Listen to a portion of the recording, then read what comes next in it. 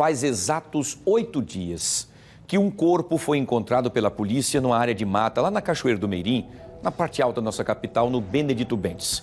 E segundo as investigações, esse corpo deve ser de Crislane dos Santos, de 19 anos, faltando ainda a confirmação do Instituto de Criminalística por meio do exame de DNA, para que oficialmente acabe, então, tendo a certeza de que realmente é Crislane ou não. Enquanto se aguarda esse resultado, né, desse exame de DNA, a família segue esperando um desfecho para a localização da bebezinha ou do corpinho dela. E é sobre esse assunto que eu vou voltar ao vivo agora, trazendo a Mônica Hermílio nesse exato momento, para que a Mônica possa nos trazer informações. Eu quero saber o seguinte: a família acredita ainda que a bebê pode estar viva.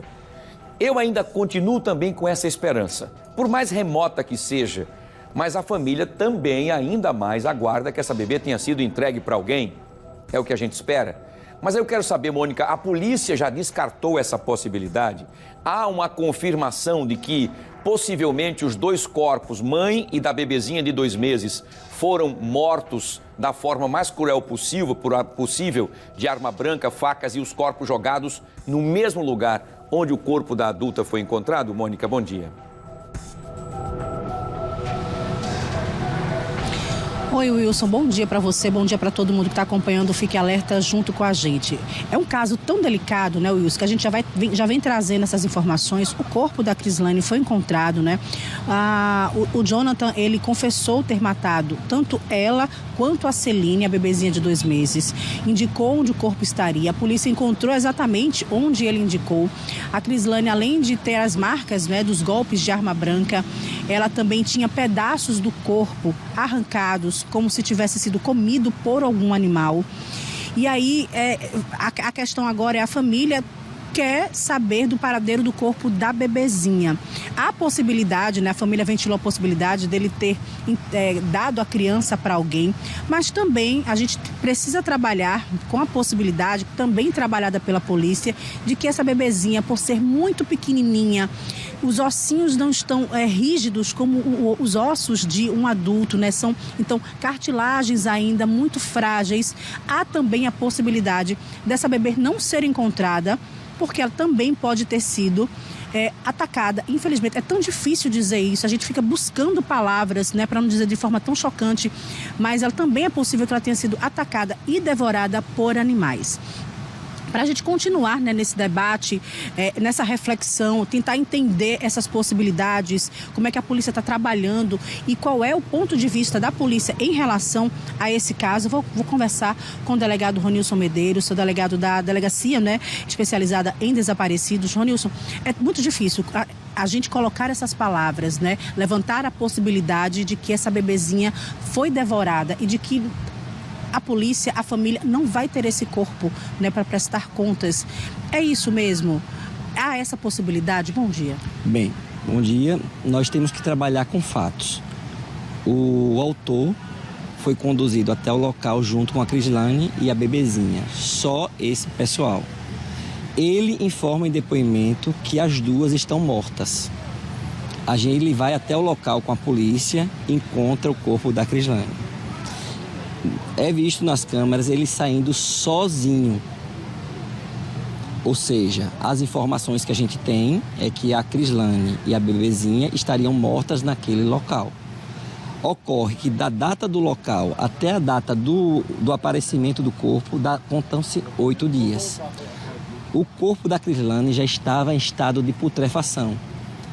A cabeça da Crislane já estava enossada, só tinha osso, não tinha nenhuma cartilagem. O que teria acontecido com o corpo, se levantando a possibilidade dele estar morto? A gente sabe que um bebê de 2 anos não possui ossos, possui cartilagens. A gente sabe que um animal devorou as cartilagens da cabeça da Crislane e de outras partes do corpo dela. Porque esse animal não iria fazer isso também com a bebezinha. Muito pequenininha, muito fraca. Justamente. Outro ponto, a gente trabalha com as informações dadas pelo autor que se encontra preso.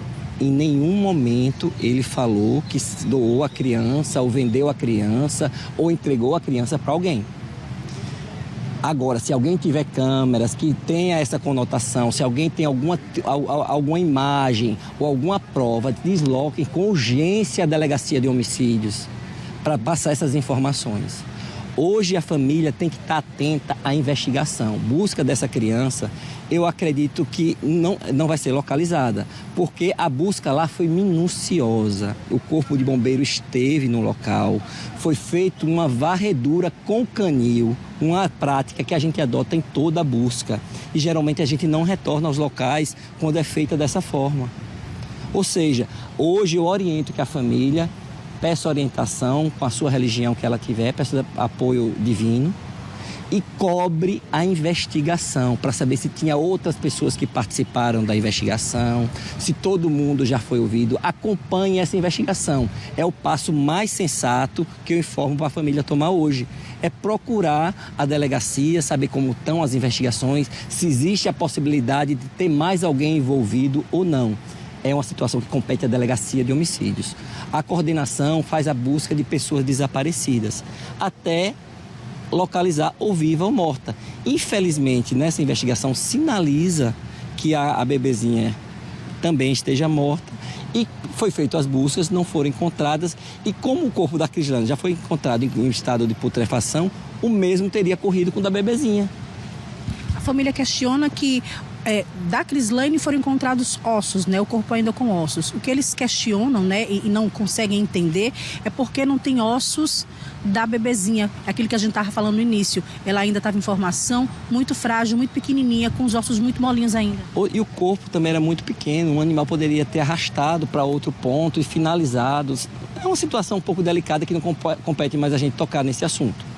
Ocorre o seguinte, que eu oriento: procurem a delegacia, procure saber se tem mais alguma pessoa que participou dessa investigação, procure saber se o autor apresentou uma outra versão do fato, ou se mantém aquela versão, até porque ele mentiu muito durante o depoimento. Pode ser que hoje ele mude a versão, mas para ele mudar a versão ele tem que apontar indícios do que ele está falando, se são verdadeiros ou não. Mas isso aí é uma situação da Delegacia de Homicídios. A família agora tem que se atentar à possibilidade, remota ou não, dele ser solto ou continuar preso. É isso que a família precisa focar. Justamente, até porque foi um crime hediondo, um crime que chocou a sociedade local e até chocou a minha experiência. Eu tenho mais de 20 anos de polícia, é uma situação que foi nova no meu repertório, é uma situação que deixa a gente realmente abalado emocionalmente com tudo que a gente vivenciou e coletou de informação. A gente precisa hoje focar na situação de mantê-lo preso, saber realmente se teve mais alguém que participou ou não e pedir a condenação. Ou seja, é compreender, entender, infelizmente aceitar que o corpinho da Celine não vai ser encontrado. Possa ser encontrado se porventura aparecer algum indicativo, algum indício do corpo estar em determinado local ou dele estar vivo. A gente trabalha com indício, a gente trabalha com prova e a gente não vai conjecturar uma situação sem ter uma base em algum indício. Ok, Ronilson, obrigado pelas informações. Conversei com o delegado Ronilson Medeiros, portanto, tá aí, Wilson.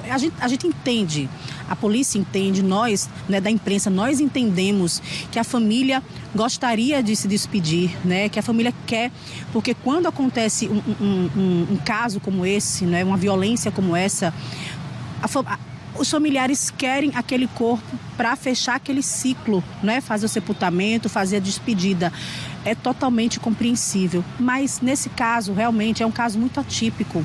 O delegado falou que nos 20 anos de experiência dele, não tinha se deparado com uma situação como essa.